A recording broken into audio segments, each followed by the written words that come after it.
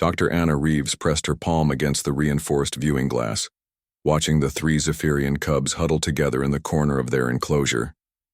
For 2 standard days, they hadn't touched the carefully prepared nutrition blocks that should have been perfect for their developing physiology. Their luminescent fur, normally a vibrant blue-green, had dulled to a sickly gray. "They're going to die if this continues," muttered Commander Helen Voss, the station's military liaison. His weathered face reflected the harsh reality of their situation aboard the research vessel Prometheus. "The adult Zephyrians we rescued from that mining facility are recovering well, but these cubs..."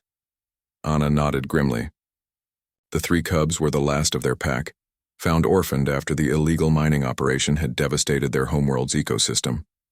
The adult Zephyrians, massive predators standing nearly 3 meters tall with razor-sharp claws and telepathic hunting abilities, had gradually accepted the humans' care, but their young remained inconsolable.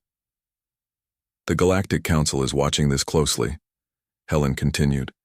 "If we can't prove that humans can successfully care for endangered apex predators, they'll revoke our wildlife rehabilitation licenses across 12 systems." Anna studied the cubs through the barrier. In the wild, Zephyrian young would never be separated from their pack during feeding times.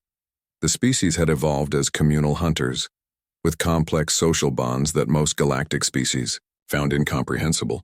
Most other spacefaring races kept their distance from Zephyrians entirely. Their predatory instincts and pack mentality made them too unpredictable for most civilizations to handle. But humans were different. They had a strange talent for understanding and bonding with predatory species that others feared. "I have an idea," Anna said suddenly, "but you're not going to like it." Helen raised an eyebrow. "I already don't like where this is heading. What if the cubs aren't just refusing to eat because they're traumatized? What if they're waiting for a pack member to join them?" "Anna, those are Zephyrian apex predators, not house pets. Even as cubs, they could tear through your environmental suit with one swipe. But they're also social creatures who form bonds. The adults have already accepted us as part of their extended pack structure. Maybe the cubs need the same thing." Dr. Keiko Tanaka, the xenobiologist monitoring from the observation deck, chimed in through the comm. "Anna's right about their social structure. Zephyrian cubs in the wild never eat alone. There's always an adult present during feeding times. It's a crucial bonding ritual." Helen shook his head. "Absolutely not. I won't authorize you to enter that enclosure." "Then they'll die," Anna said simply, "and with them, possibly the last genetic diversity needed to save their species." The silence stretched between them. Through the glass, the smallest cub lifted, its head, golden eyes meeting Anna's gaze. For a moment she could have sworn she felt something, a fleeting mental touch, desperate and lonely. "The Zephyrians have limited telepathic abilities." Dr. Tanaka's voice crackled through the comm.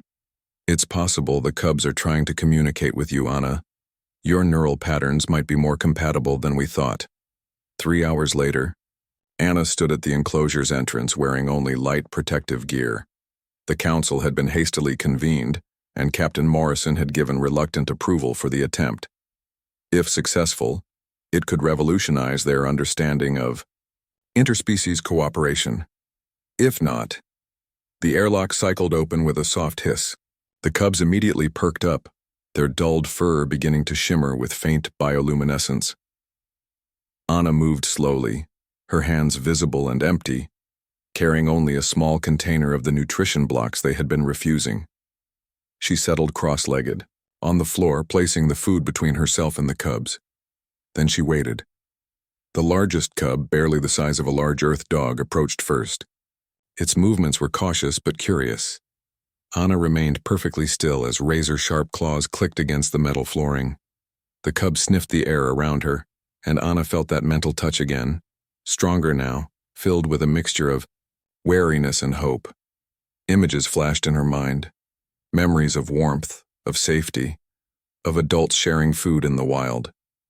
Slowly, she reached for one of the nutrition blocks and took a small bite herself. The taste was terrible.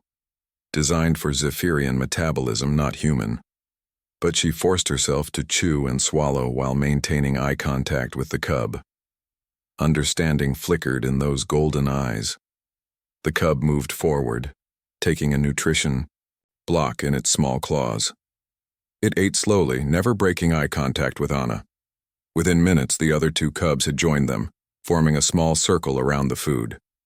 Anna felt tears streaming down her face as she watched them eat.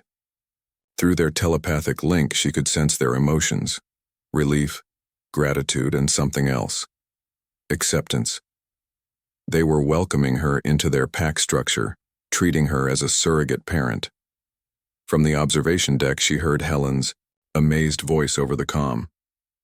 Medical readings show all three cubs' stress hormones are normalizing. Anna, their bioluminescence patterns, they're synchronizing with your heartbeat. As the cubs finished their meal, the smallest one approached Anna directly.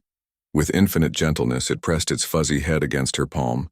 The mental connection deepened, and Anna understood what made humans unique among the galactic community. Other species saw Zephyrians as dangerous predators to be avoided or controlled. Humans saw them as individuals to be understood and cared for. This capacity for empathy across species lines, the ability to become pack to any creature that needed one, was humanity's greatest strength among the stars. Over the following weeks, Anna continued her feeding sessions with the cubs.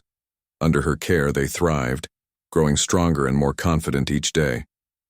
The adult Zephyrians began including her in their own social rituals, accepting her presence as natural and beneficial.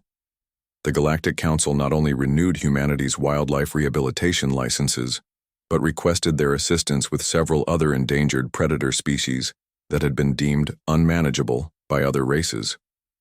As Anna watched the cubs play in their expanded habitat, now healthy and vibrant, she realized that this was more than just a success story about wildlife conservation. It was proof that sometimes the most powerful force in the universe wasn't advanced technology or superior firepower. It was simply the willingness to sit down and share a meal with someone who needed a friend. The cub's bioluminescent fur pulsed gently in rhythm with her heartbeat, a living reminder that families could be formed across any barrier, even between species separated by millions of years of evolution.